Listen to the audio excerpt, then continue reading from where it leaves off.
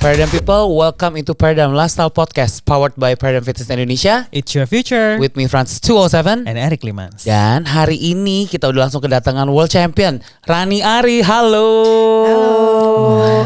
Ini syuting lagi Happy Birthday nih. Happy Birthday. Birthday. Udah ketahuan tanggal syutingnya ya.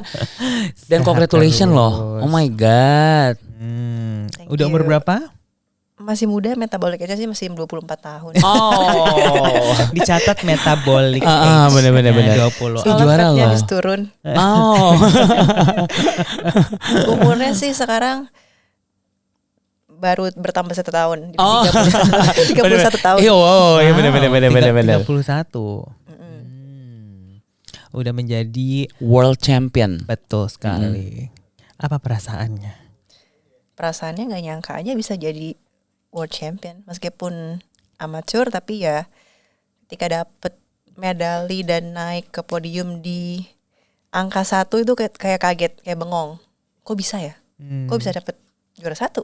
Padahal di platformnya itu banyak banget orang. Ada orang dari Rusia, ada orang dari Kazakhstan, ada juga dari negara lain ya. Dan mereka tuh kuat-kuat. Dan gak expect aja tiba-tiba bisa dapet juara 1. Itu coba dong sebutin World Championnya itu eventnya apa namanya tuh kemarin? Kemarin tuh eventnya UKL World Championship yang ada di Kyrgyzstan. Wow. Dari Indo tuh ke Kyrgyzstan berapa jam? Kalau kemarin sih aku pesawatnya itu total flightnya 35 jam. 35 jam. 35 jam berangkatnya. Ya jadi ya karena ada kendala di airport, terus akhirnya harus beli tiket baru lagi. Intinya totalnya 38 jam lah. Karena harus transit dulu di Bangkok 8 jam, terus transit lagi di Uzbekistan, dari Uzbekistan baru nyampe di Kyrgyzstan. Wow. Kalau dari Uzbeknya itu ke Kyrgyzstannya sekitar 8 jam. Wow. 8 jam ekonomi kelas. Oh. Ya, jadi kebayangkan tuh sampai di kompetisi itu ya perjuangannya udah kayak apa ya, karena harus nunggu lama banget karena nggak ada pesawat yang direct flight ke Kyrgyzstan. Dan untuk ke venue-nya sendiri pas udah nyampe di Bishkek itu harus naik kendaraan lagi, harus naik transportasi lagi 4 jam. Oh gitu. Jadi kayak dari sini ke mana ya? Sukabumi lah ya. Bandung. Iya, Bandung. Iya benar. Bandung. Bedanya di sana nggak ada WUS. Iya. Oh. Kalau di sini udah ada Wush. Berapa kemarin kita berapa lama? 30 menit. 30 menit. Hai Wus. Wus. Yes. Hai Wus. Coba buka cabang di Bukan cabang di Kyrgyzstan ya, biar cepet gitu, nggak ngelewatin pegunungan. Oke. Nah terus di sana gimana pengalaman Rani pas ikut championship itu? Pengalamannya tuh pengalaman yang baru. Karena kan yang sebelumnya itu yang aku ikutin itu masih Asian Championship. Which is sebenarnya waktu di Taiwan itu yang sebelumnya 3 bulan yang lalu sebelum di Kyrgyzstan itu memang udah banyak orang-orang dari Rusia. Ada national teamnya dari Rusia tapi nggak semuanya. Nah kalau kemarin itu karena di sana itu World Championship, jadi di sana cukup ada sekitar ya ratusan. Jadi lebih banyak pesertanya dan itu banyak banget yang profesional, which is mereka udah lifting itu udah ngangkat dari 24 untuk cewek. Dan untuk yang cowoknya mereka ngangkat 32 kilo. Waduh. Ya udah profesional kelasnya.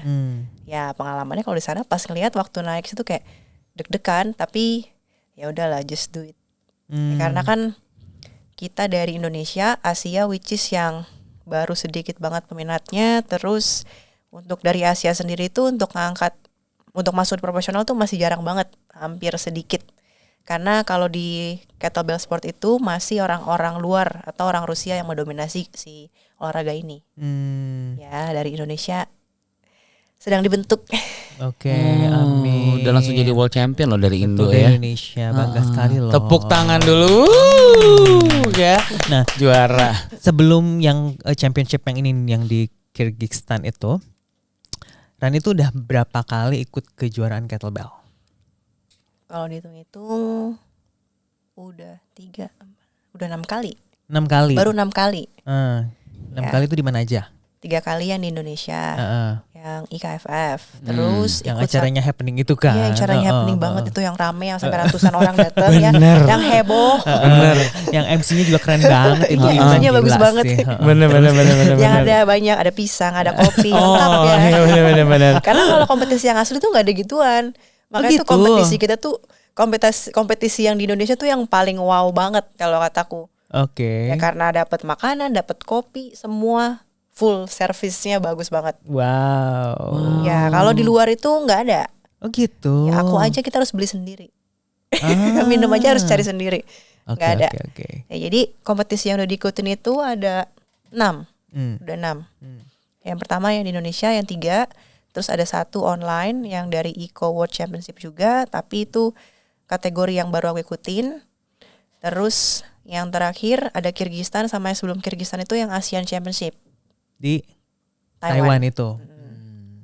ASEAN Championship. Ya, ASEAN Championship. World Championship. Ya, kalau di ASEAN Championship ya cuman juara 3. Oke, tapi kan itu sebuah prestasi loh. Enggak semua orang bisa. Satu Asia juara 3. Iya. Iya kan? Juara 3. Iya. Ya sama aja kayak aku, nggak ada yang bisa. Se-Asia juara 1 ke aku tuh. Balik lagi, gue pick me banget nih. Kalau kata anak-anak sekarang gue pick me banget nih. Bercanda woi. Oh gitu. Oke, nah berarti udah 6 kali ikut kejuaraan. Berarti artinya Rani itu udah belajar kettlebell berapa lama? Dan kenapa sih bisa suka sama kettlebell? Kenapa nggak suka sama cowok-cowok lain gitu? Sukanya sama kettlebell. Sukanya sama kettlebell. Bener. Kenapa ya? Kalau kettlebell sendiri sih udah kenal dari awal kerja di Paradigm. Itu 5 tahun ya. 5 tahun. 5 tahun. Tapi kan baru mulai latihannya itu di tahun yang setengah tahun yang setengah tahun pertama masuk, baru diajarin kettlebell. Tapi itu pun masih belum suka. Dan cuman ya basic exercise aja. Kayak swing, clean and press. Dan akhirnya setelah 3 tahun mulai belajar ikut kompetisi yang di Indonesia, baru akhirnya aku mikir, kok begini-gini aja ya? Pengen deh coba nekunin kettlebell sport, tapi nggak tahu gimana caranya. Terus kenapa yang aku cuma tahu itu cuma snatch? Karena ada beberapa disiplin di kettlebell sport, ada banyak. Nah aku pikir, oh yaudah deh. Nah kebetulan di situ JJ sempat kasih tahu, nih kamu nonton nih video ini. Kata dia nih bakalan menginspirasi nih. Suatu saat kamu pasti bakalan compete. Nah aku bilang, aduh nggak mungkin itu cewek ngangkat 24, nggak mungkin banget gue bisa kayak gitu, nggak akan. Ya udah akhirnya aku mulai cari tahu kettlebell sport tuh apa.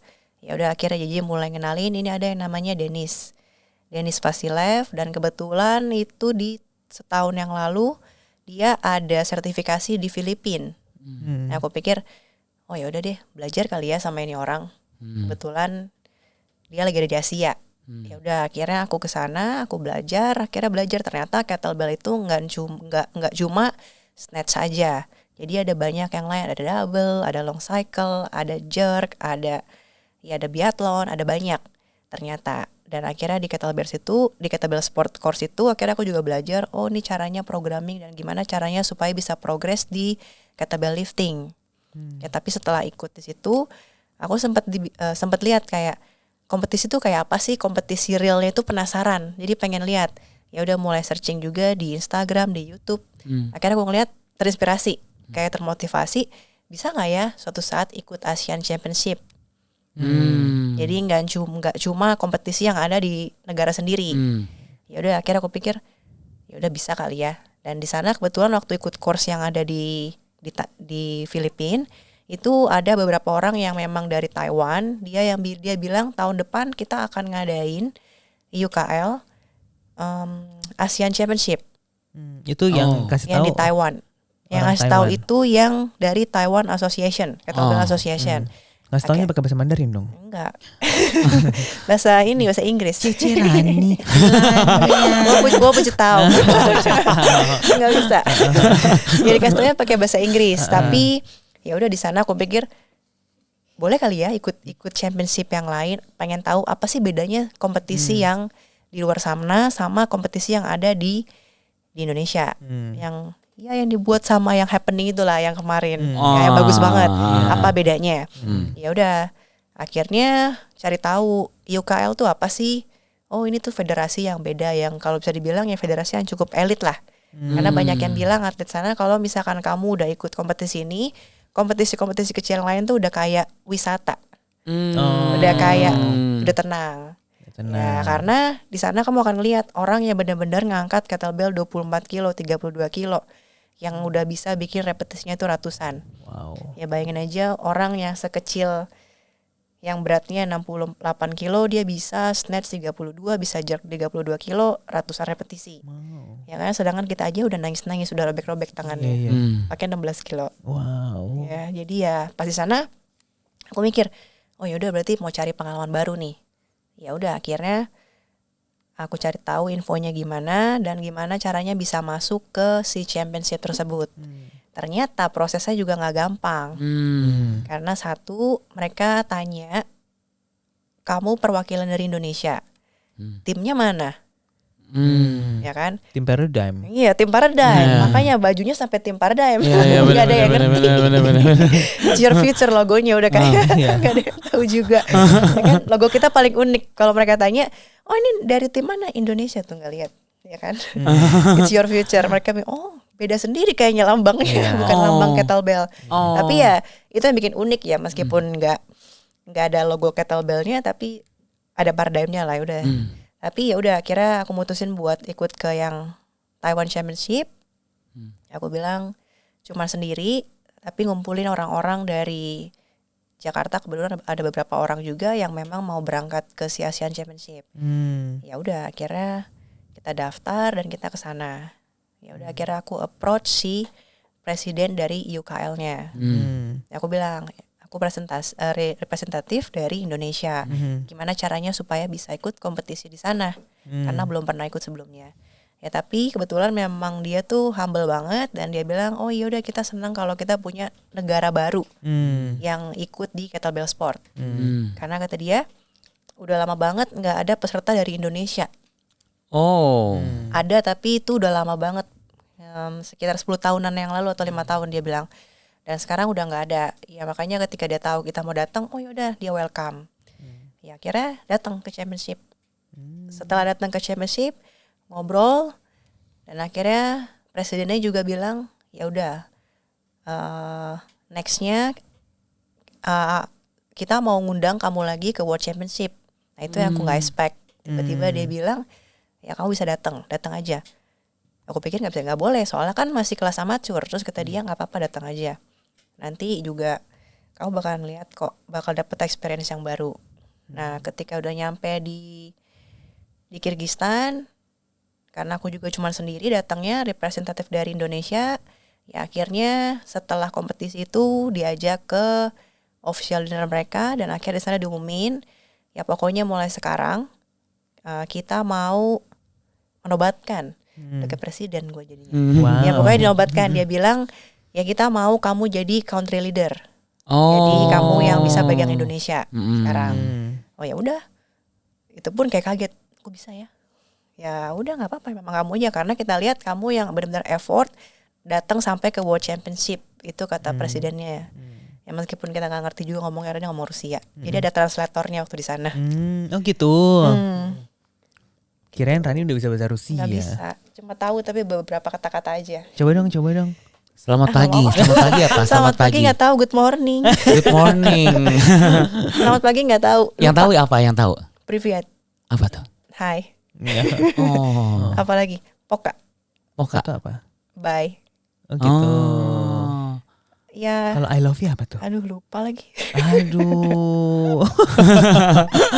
Itu krusial.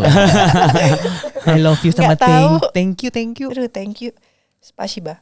Oke. Makan? Aduh nggak tahu kalau makan. Oke. Udah lupa. Wow. Ya tahu tapi nggak semuanya. Jadi setelah udah jadi country leader nih, udah jadi country leader, terus Rani ada ini nggak kayak goal apa nggak gitu? Goals ke depannya pengen banget. Kita kan Indonesia tuh nggak benar-benar kettlebell sport tuh di Indonesia benar-benar suatu hal yang baru. Orang aja tuh ngelihat kettlebell kayak aduh itu alat berat banget kecil-kecil tapi bisa bikin tangan sobek, sakit pinggang, ya kan? Dan kita itu salah satu gym yang benar-benar ngembangin kettlebell ya. Dari antusias dari member kita semuanya tuh mereka tuh semangat banget kalau misalkan kita mau ada kompetisi. Ya goals ke depannya sih maunya ya suatu saat Indonesia itu punya national team sendiri. Amin. Gak tahu gimana caranya, but somehow pasti ada jalannya. Yang gak tahu atletnya dari mana. Kalau dibilang susah udah pasti susah. Terus long journey juga. Ya tapi pasti bisa. Ya tapi gimana caranya ya aku harus mulai dulu. Ya satu harus mulai compete, harus mulai develop orang-orang, harus mulai ngajarin. Ya dan ya begitu. Oke. Jadi kalau mau yang ikutan member dulu di Paradigm ya. Kalau Erik nggak mau ikutan, Bisa. Kan Converse juga udah. Udah memang. Benar. Tapi kan aku friendly atmosphere. Gitu. Nah, kalau aku mendalami gitu kan, kasihan yang lain-lain. Kettlebell easy to use. Iya. Easy to follow ya. Easy to follow memang. Ya. Bisa langsung latihan bareng sama Rani. Ya latihan sama Rani di Paradigm SCBD. Ya. Betul. Berarti itu yang Rani itu ini ya dikenalin kettlebell sama pertama kali sama JJ berarti ya. Sama JJ. Oke. Dijejelin ya. Apa dijejelin setiap hari. Tarik sampai nangis-nangis nggak mau latihan kettlebell nggak mau.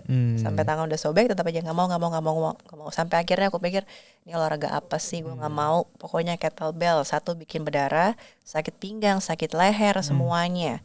Ya tapi ketika udah stuck di satu titik bingung nih mau latihan apa lagi ya. Kok kayak gini-gini terus. Karena udah pernah juga coba kompetisi yang lain kayak bodybuilding.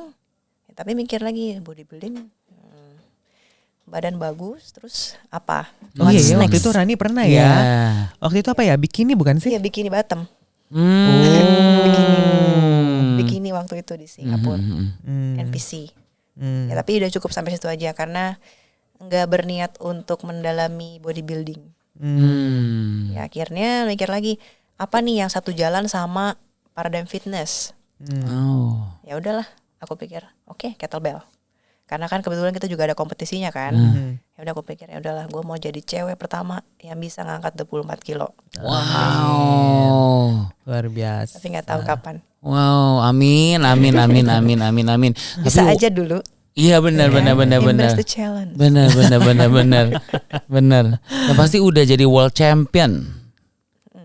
Kece banget. Terus Rani berarti tadi kan kita udah ngomongin Rani as an athlete ya, berarti ya udah sebagai pemenang juga world champion. Nah mungkin sekarang lebih kepada Rani sebagai coach Paradigm, ya kan? Selama berarti udah berapa tahun ya Rani di Paradigm Fitness? Udah 5 tahun ya? Iya udah 5 tahun ya. Gak berasa, ya kan? bentar lagi 6 tahun ya. Ya, luar biasa ya Rani, berarti dari pertama kali Paradigm kan? Iya. Ditemukan oleh nggak tahu juga waktu itu cuma ada logonya ada mata doang ya, mata itu ada keluar aku inget banget zaman dulu masih mata aja ya di video. Ditemukan oleh banyak orang. Terus apa namanya, gimana experience Rani nih selama di Paradigm? Experience apa dulu nih? Ya, you as a coach gitu. Apa sih yang kesan-kesannya gitu selama Rani itu jadi coach? Kesan-kesannya jadi coach di Paradigm tuh enak. Satu, banyak belajar. Karirnya tuh dari sini bisa naik terus. Ya selalu ada kesempatan baru, opportunity yang baru. Ya tergantung balik lagi ke kitanya, kita mau ambil atau enggak. Jadi ya awalnya niatnya cuma pengen jadi coach doang, tiba-tiba bisa punya tim yang besar dan bisa ngebantu ngedevelop orang lain juga. Ya, jadi kesannya kalau di Paradigm itu ya it's a good career. Good company, good career. Ya pokoknya siapapun pasti bisa sukses di situ. Amin. Baiklah, terima kasih untuk hari ini. Luar biasa loh, hari ini tuh Rani lagi ulang tahun, menyempatkan datang ke studio podcast kita ya. Terus banyak sharing hal baru. Betul. Semuanya tuh jadi pada tahu juga. Dan buat yang lagi dengerin di Spotify nih ya, harus banget nonton YouTube-nya. Soalnya bisa ngelihat gitu bahwa seorang World Championship untuk kettlebell fisiknya lihat deh. Iya benar. Bener-bener kayak so beautiful gitu. Jadi walaupun ngangkat 16 kilo. Baru 16 Ya kan? kilo. 16 kilo. Iya. Ya kan, karena identiknya ngangkat 16 kilo. Ini gimana ya orangnya kan? Coba buka YouTube-nya. Betul. Buka Instagram. Betul. Di follow. Ya kan, tetap cantik dan tetap pretty. Ya kan, walaupun tangannya kasar tenang aja. Sekarang udah Ya, banyak nggak apa-apa. skincare. Benar. Tadi gini salaman halus-halus aja. Iya. Enggak, Ya kan? kayak ini kalau dibilang itu tangan kita tuh kayak apa ya? Amplas. Sandpaper pasti dibilangnya. Tapi nggak apa-apa, yang penting kukunya tetap Tuh, coba lihat tuh. Coba kasih lihat tuh. Menyala. Menyala bangku. Ya. Baiklah, thank you Rani, Thank you Rani for the sharing.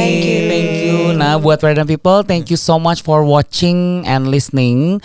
Kalau misalnya ada banyak pertanyaan, very welcome to DM us di banyak sosial media, ada di Instagram, ada di Facebook, ada di TikTok, ada di LinkedIn, ada di YouTube pastinya. Kalau mau komen-komen juga boleh. Nah, di komen-komen di YouTube ini kemungkinan bisa langsung dibaca sama Coach Raninya langsung. Oke? Ya, ditunggu. Dan kita ketemu lagi in the next episode of Paradigm Lifestyle Podcast powered by Paradigm Fitness Indonesia. It's your future.